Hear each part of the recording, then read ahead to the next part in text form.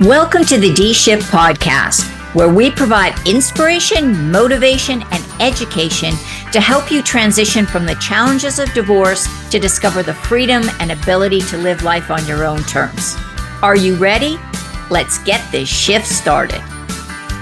Hello, and welcome to this episode of the D-Shift podcast. And as always, we are going to be talking about things divorce, but in particular, we're going to be talking about children and divorce and parenting through divorce, which are big issues for most people.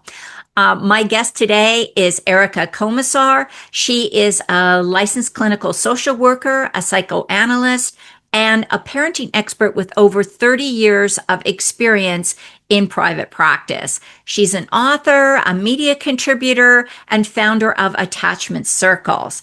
And Erica has spoken at the United Nations on child development and mental health, as well as speaking to multiple news shows and different organizations and groups. So, Erica, thank you so much for being here today. Thank you for having me.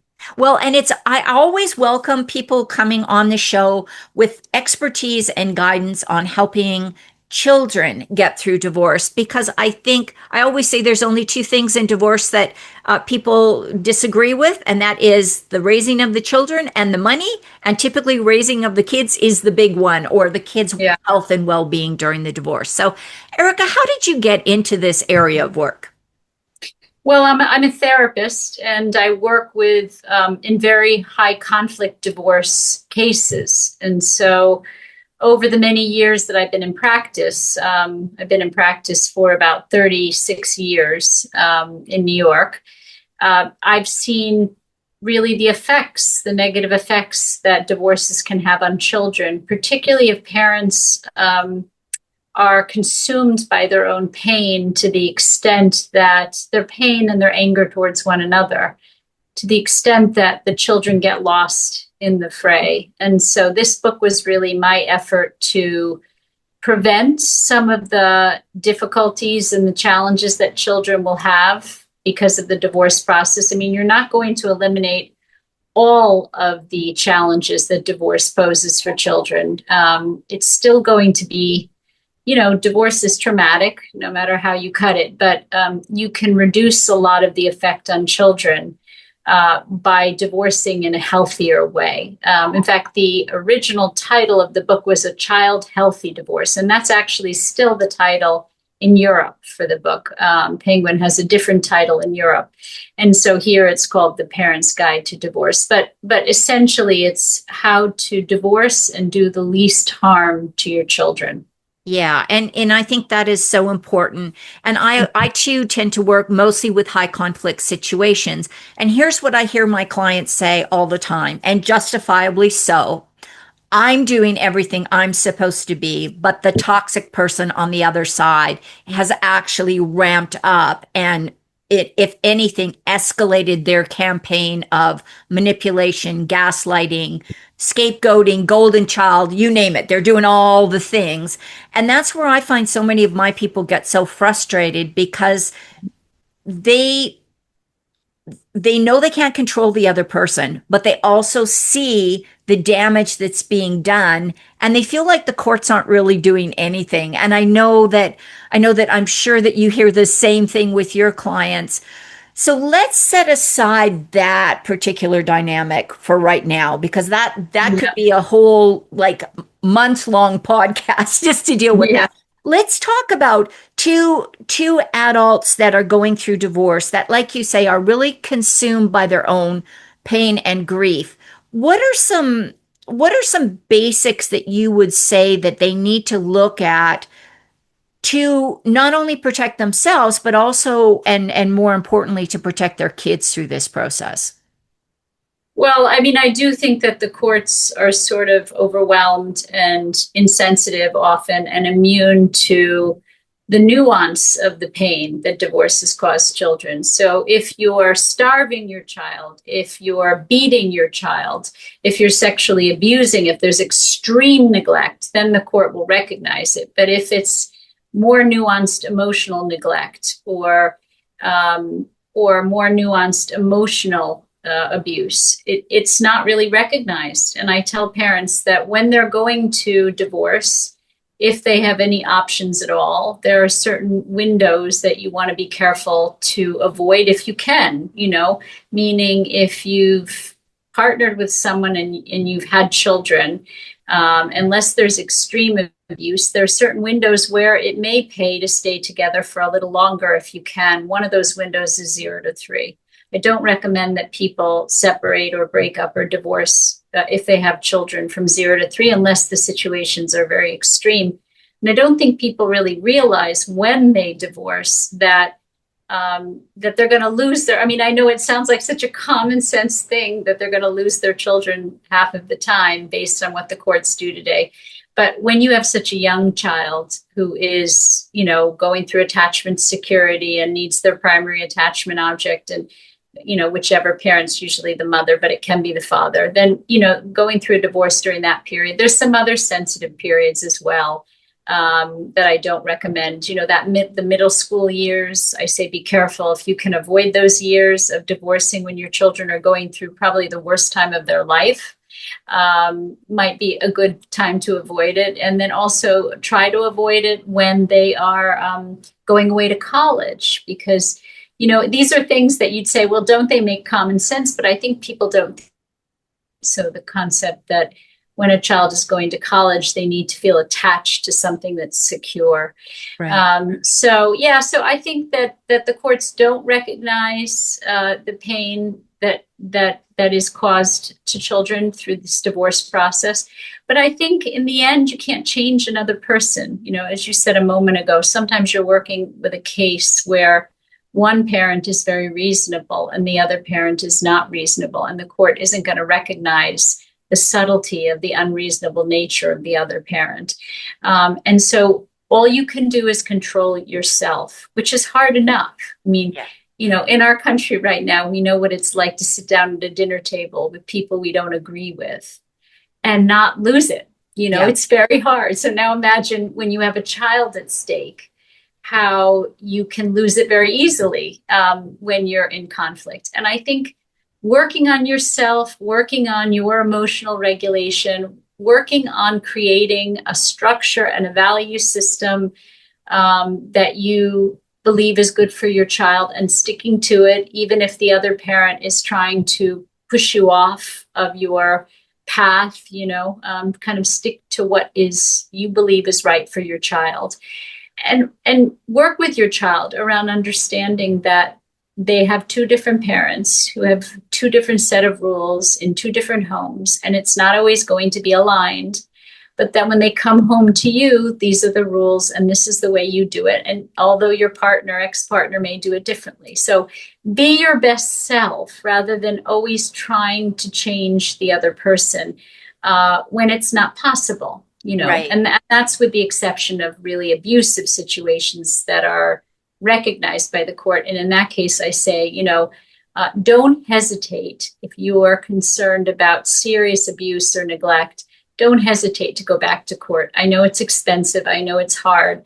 But in those cases, you should not yield in any way. But in more subtle situations, I would say that parents need to work on their own pain. They need to work on their own emotional regulation, and they need to be their best selves for their children, even though their partner may have mental illness or a personality disorder or may not abide by the same rules.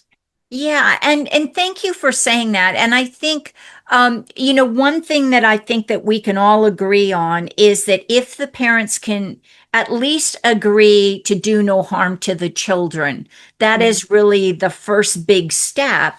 And I think that even starts with, how do you approach your partner about the fact that you're going through a divorce, or you want a divorce, or you want to end the relationship. And I think it's never too early to start talking about, this is going to be tough for our kids. What can we do as parents to make this as easy for the children as possible? And I think so many people get caught up in their own issues during the divorce, and they think, oh, well, the kids will be okay. And that's really But they're not okay. backwards. Yeah. And the truth is that this whole idea of an amicable divorce, in my very long career, I've seen only a handful of what we would define as truly amicable divorces. They're very unusual because in the end, there's loss involved. Whether Right. you initiated the loss or the other partner initiated the loss, there's loss. And so in the end, it does matter because if the other person had an affair or initiated the loss, you're going to feel rejected, you're going to feel abandoned. And these are very painful feelings, to be loved and then left. But in reality, your children need you to be your most secure self. And so you need support. That's the first thing. You need to find yourself a really good therapist or someone you can bring that pain to, and can be a container for that pain. So you don't leak onto your children, because some of the most common things are that parents will leak. They will overshare their pain with their children. They will share their anger towards their partner with their children. They'll badmouth their partner, and to remember that your children didn't ask to be born, and they certainly didn't ask to be thrown into the middle of a high conflict divorce. And so protecting them at all cost, in whatever way you can protect them. I mean, again, you can't control everything. There's two people in the equation, but protecting them at least on your side from your emotional challenges. I think that's the point of the book. It would be wonderful if two parents could read this book together and do it together and go through the process. And that's what I recommend, that, you, as early on in the process as possible, you read my book together and you talk about these things and you talk about how you want to go through this to protect your child. The reality is it isn't often that way. It's one person reading the book and the other saying, I don't need to read the book, or I'm not going to read the book. And so being your best self and doing what's best for your child, even though your partner may not be their best self. Right. And I think that's the really positive message, is that one parent doing the right thing is going to be way better for kids than two parents doing the wrong thing. That's right. So if your child comes back and says, well, mommy, said you're a bum and you don't pay child support, and this is, again, leaking, to say to your child, look, this is between daddy and I, and it's okay to love your daddy, and daddy and I have to work this out, and you should not be in the middle of this, and I'll talk to daddy, and don't worry about it. It's sort of getting your child out from being monkey in the middle, right? Not having them deliver messages, not retaliating when your spouse is talking badly about you and telling your child things, and sort of being the grown-up. You would hope that you have two grown-ups, because remember, your child is a child. Even if they're an adolescent, they're still a child. We say childhood goes on till 25 to 27, depending on whether it's a boy or a girl. So, you're dealing with a child, and that means that you have to be the adult. And you would hope that there's two adults in the room, but often there's only one adult. Right. And so one of the things that I think is actually a good initiative put in by the court system, and it's not as adhered to, COVID kind of shifted everybody's efforts to do a lot of this stuff. But in many states, there is the mandatory 4-hour co-parenting training. That at least, like, I used to teach it here in Texas, and it was pretty brutal. It was like, if you do this, this is what's going to happen to your children. And very upfront, we talked about different ages and stages, what to expect from your kids. And then we really focused on how parents needed to be emotionally regulated around their kids and how they could support each other. And one of the things we talked about a lot in that program was being flexible. Yes, your temporary parenting plan or your permanent one may say, pick up at 6 o'clock, drop off at 9 a.m. Don't be so rigid that you can't exchange weekends and you can't accommodate for special events and other things. And as your kids get older, they don't want to spend weekends with either one of their parents, let alone go back and forth between homes. So even what can start out as a relatively good scenario when the kids are young, parents have to stay flexible perhaps for 10 or 15 or more years if they're in these long-term co-parenting plans. How do you see that being effectively done? Does time heal all wounds when it comes to this grief and loss and anger that goes along with divorce and parenting?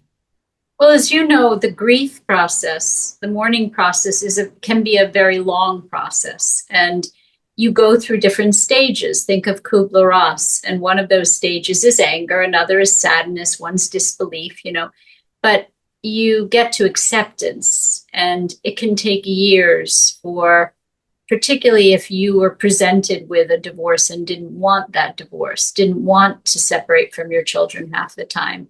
It can take many years to accept that this is something very real, that it's something that you have to realistically negotiate with another person. And so, unfortunately, you can't rush mourning. It's why I do say both parents and children would benefit from being in some kind of therapeutic process as they're going through it, because it gives you a safe place to bring your feelings.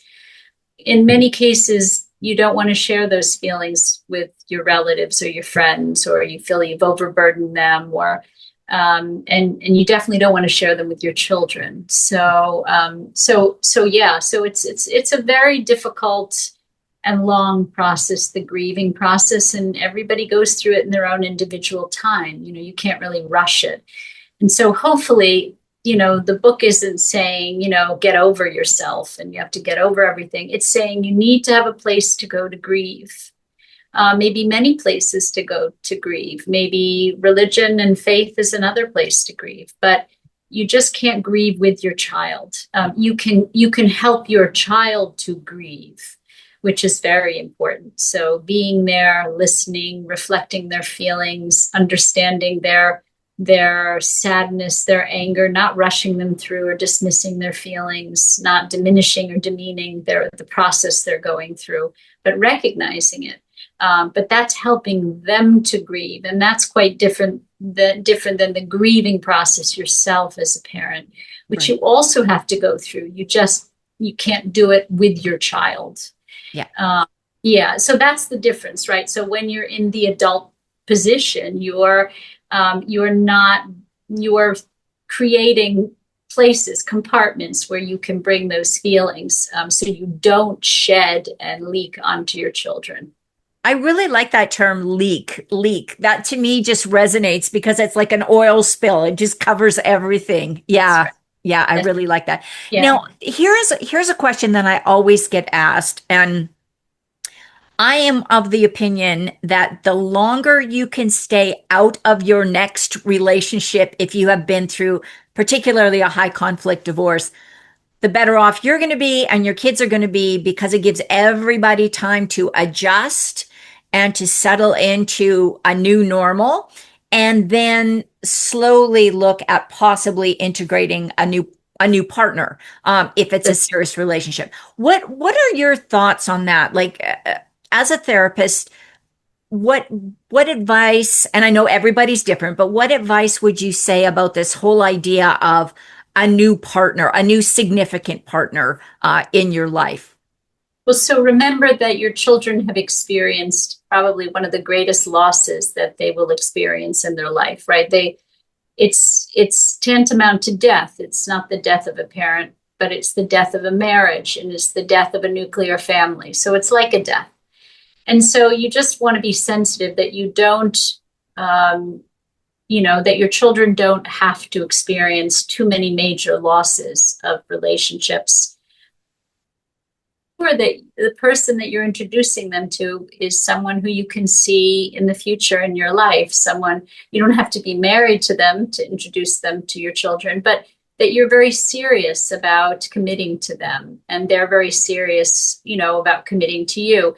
I mean, in the end, you can't really make a decision when you're choosing a partner and a blended family until you actually see the person you're dating with your children, because that's a very big piece of it, right? You're not just repartnering or remarrying. You are actually choosing not just a romantic partner for yourself, but someone who's going to be good to your children and kind and generous and loving to your children, and isn't going to resent them. And so, you're not going to know for sure until you actually do introduce them. But you want to make sure that you've done all the litmus tests before to make sure that they are someone you could see yourself pairing with for a very long time before you introduce the risk to your children of having to lose. It's very common, as people are grieving, they meet someone else and they say, oh, I love this person. And they rush the process, and then they introduce them to their partner, and then the children get attached to that new partner. And then they end up losing that partner because then the parent is right. No, they're not the right person for me. So yeah, it's a balance. I mean, as I said, you can't really know if the person's going to be right for you until you see them with your children. At the same time, you want to be sure that you have kind of crossed all your T's and dotted your I's, that this is someone you could see yourself being with very long term before you introduce your children to the risk of losing another person. Right. And then, and we're almost out of time, and I know we can't even get into this area, but then there's the whole idea, if they have kids now, how is that going to work for your children? Because I know sometimes the parents have the best of intention, but the new step siblings are not on board with each other being in each other's lives. So it's a very complicated dynamic, this moving forward. Yeah. Yeah. It is. Blended families are very complicated. Usually a little bit more like oil and water than making a smoothie. And so, So what I would say is just treat it sensitively, and don't expect your children to be joyful about your new partner. Don't expect anything. Don't expect that they should love their new siblings and treat them, have few expectations of your children, and just allow them to go through whatever process they need to. They might be angry, they might be sad, they might not want to talk to the new partner, and that's got to be okay. And if the new partner can't bear that, then that's a litmus test of whether that person is right. Because even if they were the biological parent of that child, as you say, adolescence in particular is a time when children will ignore their parents and not want to talk to them and be angry at them and be rebellious. And so, you want to make sure that your partner is up for, and you're up for them too with their children, that you're both up for the challenges, not only of raising children together, but of raising each other's children together. Yes. Yes. Thank you. Yeah. Thank you for sharing that. Yeah. Erica, you have shared a ton of information, and I think we could probably talk for several hours on this topic. I think we could, yeah. Because I think if there's anything that unites most parents, is the desire to not harm their children through the process. I believe in every parent's heart it's there. Sometimes it doesn't come to the surface and it's not demonstrated, but I think it's still initially it's there for people, unless they have, like we talked about, the personality disorders or some other reason why they're just not able to participate as a parent. Out of everything that you have shared, Erica, what do you think is the takeaway you want to leave people with today? Well, it's actually something that we didn't get to talk about yet, but I'm going to tell people because I think it might be one of the most important points of the book, which is that divorces aren't fair. It's not about fairness for you as the grown-ups in the room. It's about doing what's right for your children. So what may be right for your children may not be even Steven. It may not be an exactly 50% of time, depending on what your children are going through, what developmental stage they're at. It's not fair. And so take the word fair out of it and think about what's good for your child at that stage, knowing that in the end, children will love the parents who put the children first as opposed to put themselves first. That is a wonderful point. Thank you so much for making that. Erica, if people want to find out more about what you do or want to reach out to work with you, what is the best way to do that? They can go to www.komisar, KOMISAR.com, and you can schedule an appointment with me. You can order my books. There are links to Amazon and all kinds of sites, and then you can see all the articles I've written and different books that I've written, and so that's sort of the hub. And then I'm on Twitter and Instagram too, and they can follow me. And then Attachment Circles is a wonderful organization which is about promoting attachment security in parenting. Wonderful. I will make sure all of that information gets in the show notes. Erica, thank you so much for being on here and sharing your expertise, your experience in helping parents. It just shines through in everything you do. So thank you so much. Thank you. Thank you for having me. And thank you everyone for listening to this episode of The D Shift. And don't forget to tune in again to the next one. Thanks for listening and supporting the D Shift podcast. If you would like to attend live trainings by our amazing guests and have a chance to ask questions and get answers from our experts, join the D Shift crew. For more details and to sign up, head on over to www.divorcecoachforwomen and click on the podcast page.